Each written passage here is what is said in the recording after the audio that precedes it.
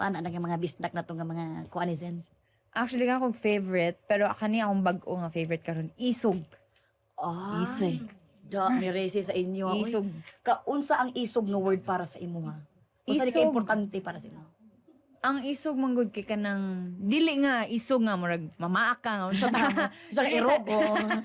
Isog nga kanang isog ka nga naa kay enough na fire nga mo unsa na pang Fighter ka ba? Fighter ka. Oo, fighter ka ba nga mo nga lahutay unsa na? Makalahutay. Makalahutay ka. Oo, sa unsa man na nga isagpa sa imo sa kinabuhi nga ing ani kalisod ana basta isog lang gyud ka nga mo go through it all nya kanang yan na lang pud kay courage mo lang gyud na prayers sad ni. Number 1 gid ang prayer.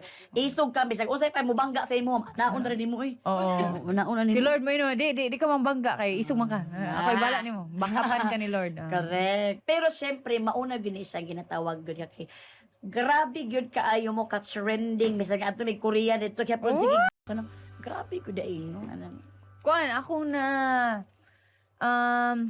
na learn gyud kay nga na gyud trust na lang gyud sa process kay bisag usahay kanang ngano man ni ngano ing ani man akong kailangan nga i-experience ngano kailangan mo buhat ko ing ani daghan biya in life daghan biya kay mga options daghan kay mga easy way out nga na ba or mga easy lagi nga direction pero actually mas dira ka maka daghan matun-an sa mga kalisod nimo. So ako grateful ako nga niagi kong mga kalisod or if ever man naapay kong mga kalisod nga agian, sige lang, kuan lang basta nga na lang yun kay courage pod nga kanang kuan bisan paglisod pero hinga lang basta makahinga lang laban lang yun basta tanan na